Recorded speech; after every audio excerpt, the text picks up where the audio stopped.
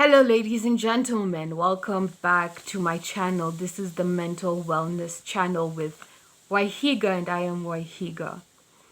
If you are a returning subscriber, thank you so much for being patient with me and waiting all this time. If this is your first time here, welcome. Welcome so much to my channel. I'm so happy to have you here. I know that I've been gone for a couple of months, and I really needed that time off. I was hurting. I was in a great amount of pain, and I needed that time off. And now I am back. And I'm back to YouTube. I'm back to my channel. And I'm back because I want to share with you a few things that I think is missing from YouTube. A few things that I would like to talk about. Share my experiences on. And hopefully we can grow together from all these experiences. I would also love to communicate with you, so please comment below in the comment section. I'd love to engage with you. I'd love to know what you guys feel, what you're up to, and what you would like me to talk about, what you would like me to do a video on. So without skipping a beat, let me get into where I have been and what I've been up to. It's been an incredibly difficult year. 2022 has been one of the hardest years of my life. So this year I turned 30 years old. This year I turned 5 years sober. I turned 5 years sober. This year, I also experienced a sexual assault. This year, I experienced depression and thoughts of unaliving myself. And this year, I think I spent about 4 months in total in bed. I did not get out of bed for a really long time. And I think I needed to heal. You know how people say that when you sleep, you heal? There were a couple of months where I really just could not deal with life anymore. I couldn't deal with life on life's terms. Somehow, by the grace of God, I remained sober through it. But I just couldn't wake up and deal with life on the daily basis. So I would get up, brush my teeth, take my coffee, go to an AA meeting, and then go back to bed. And I did this for months. I just couldn't bring myself to face a day, leaving the house. I mean, I would leave the house to get essentials like my medication or groceries, but to leave the house and be social and meet up with friends, I found that really difficult to do. Also, I was jobless throughout the year, and I've stopped saying I'm jobless because I've now employed myself on YouTube. This is my job. YouTube is my job. It's my passion. I've always wanted to have a talk show. I've always wanted to talk to people. I did journalism in school, and I have a degree in communications and journalism. So why not put it to work? This is my job. So I've stopped saying that I'm jobless. I've employed myself through YouTube. And I was jobless for most of the year, and financially things were really difficult. So when all of that was combined, I just found myself in such a bad corner, and I didn't have anyone to call.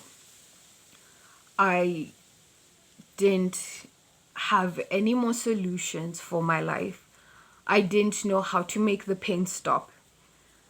And I was out of ideas. I was out of ways. I couldn't think myself out of this one. And it takes me back. It actually reminds me of when I actually, just before I got sober. I am a recovering alcoholic. So there was a time in my life where I drank against my will for so long. And just before I got sober, just before I hit rock bottom, I would go and drink, and it was only to satisfy cravings, and it was because mentally I couldn't not think about drinking. I just couldn't do it. And I'd drink till the point of oblivion, until the point of being drunk, and I would wonder, why am I doing this to myself? I honestly can't stop drinking. I thought I was just going to have one drink to stop the shakes, to stop being sick. But then obviously I've overdrank again. And I remember in my heart of hearts just asking God, why do I keep doing this to myself? I can't stop. Like, there's no rehab, there's no medication, there's no person on this planet who can get me to stop drinking. There's no job opportunity, there's nothing that I will stop drinking for, basically. If my husband shows up right now, I will not stop drinking. Like, I have no willpower against a drink, basically. And God asked me 2 questions. 1, Waihiga, why are you in all the problems you're in? And I said, alcohol. And 2, won't you consider that maybe, just maybe, you are an alcoholic? And I said,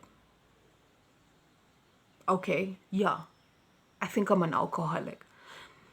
You have to understand, at that time, people around me used to call me an alcoholic, but I wore it as a badge of honor. I used to look at being an alcoholic as, yeah, well, I'm doing what an alcoholic ought to do, which is drinking myself under the table. Not that I'm supposed to get sober and this is a chronic, fatal, progressive disease, and I'm actually supposed to work a spiritual program and basically abstinate from the drink. And I told that voice, which I believe to be God, I need help. And I need that help today. And that help came within 2 hours. And that is where my sobriety journey started 5 years and 3 months ago. So God sorted out my sobriety, or my drinking problem. When I got into a really bad relationship, very toxic, and I believed that, this was the one for me. And on the outside, everything looked great. But in the relationship, things were not going well. And then this year, the assault happened. It broke my soul. It broke me. And for the first time in my life, I believed that I would not survive. Like, this, literally, I cannot survive. I cannot survive this. I can't do it. I can't feel any more pain more than this. I cannot feel greater pain than this. I have no more perseverance left in me. I have no more.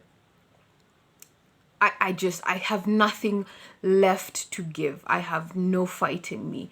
I was scared every minute, every second of every day that I would walk out of my house on autopilot mode, walk out of my house, go to a liquor store and buy a drink, open the bottle, start drinking, and then wonder, how did I start drinking again? I was petrified that I would find myself on top of a building, a high rise, on the ledge, and then falling and free falling, wondering, how on earth am I free falling right now? Like, my mind was so detached from what I was experiencing, obviously as a trauma response, that I was so scared of what I would do when I wasn't present.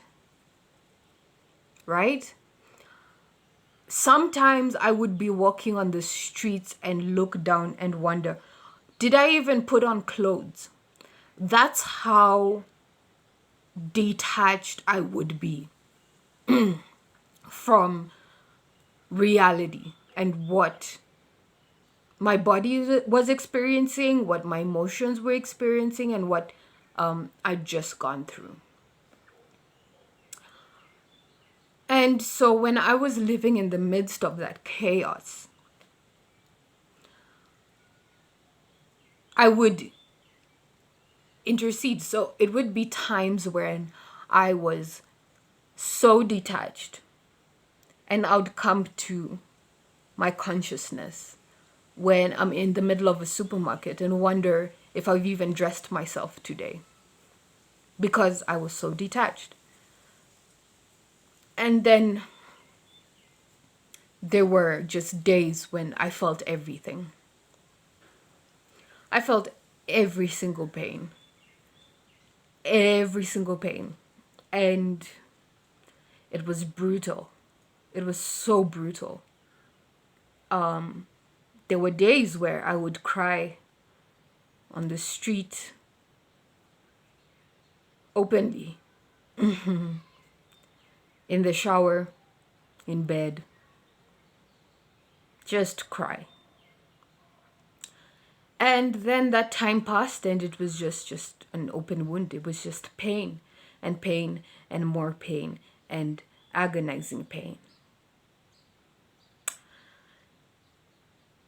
And after all of that, I got on my knees so many times and I begged God to help me.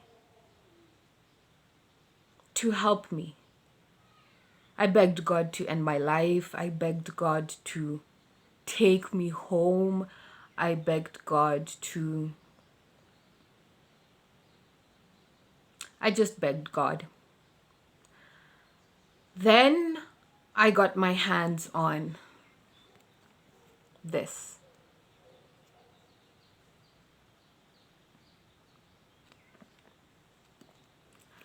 So I grew up in a Christian home, and I never took Christianity seriously. I mean, I judged Christians. I think I still do. I judged Christians heavily, and I judged God. I think I've always believed in God. I've believed in the Father for a very long time. It's because of the Father that I'm sober. My faith in the Father. It's my faith in God that I'm sober. Because there's no way I can be even a minute sober on my own will. I can't. Every morning, I have to surrender my will to my higher power. And now to God. And ask God to please just keep me sober for this day. Because I cannot stay sober by myself. And I know this. And so for this 5 years and 3 months, God has been keeping me sober. But I have never believed in Jesus Christ. And I remember I used to get so jealous of Christians who would talk about their relationship with Jesus, because I had never had an encounter with Jesus. I had encounters with God, the Father, very powerful ones, where I could say, yes, I believe in God. I mean, even look at creation. I definitely believe in God. But to believe in the Son, that never connected for me. And it was always such a huge block between me and Christianity. Whenever I'd go to church, whenever I'd hear songs in church, praise and worship, the focus is always on Jesus, and that's just someone I could not connect with until this year. So I picked up this book, the Bible, and I started going to church again. Very broken, very broken, very, very broken. And I asked for help. And I started going for Bible studies too, in fact. And I have started to learn more and more about Jesus Christ, the Son. That he's the Son of God, that he came to earth, that he was born like just a regular man who walked the earth for 30 years before he actually began his ministry, which lasted for 3 years. And then he was crucified. And he died for your sins, for my sins, for all of humanity's sins. And that was just too fantasy-like for me to ever personally connect with. That has always been my shtick, Until I started reading the Word of God, and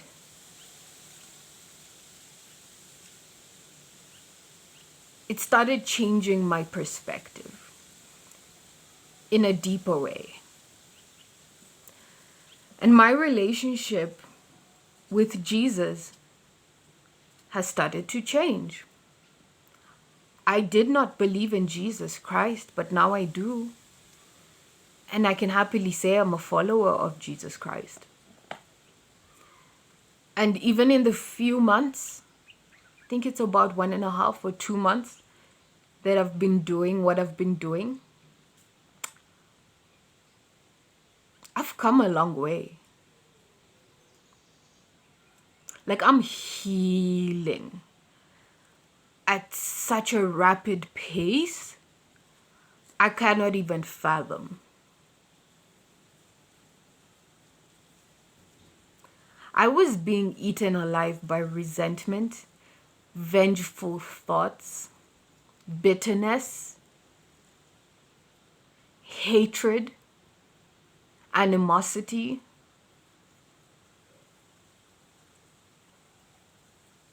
and just the darkness. I was really dark. And when I picked up this book, I was at the end of me. And I was ready to die. I was ready to die mentally, spiritually, emotionally, physically. And it's at the end of myself that I found God. And that has always happened to be true for me. It's at the end of myself that God solved my drinking problem. It's at the end of my questions, my solution thinking, my will, my looking, my searching, my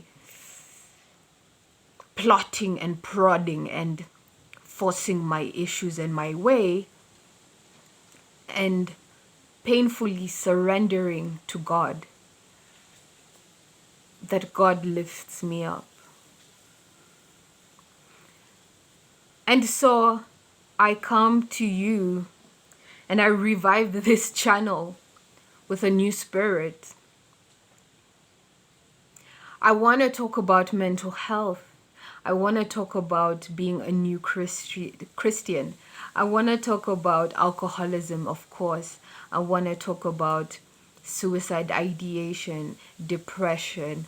I want to talk about toxic relationships. Oh, yes, you know, the things that we miss, the toxicity that we accept. Why do we let people treat us the way they treat us? Why do we accept these things?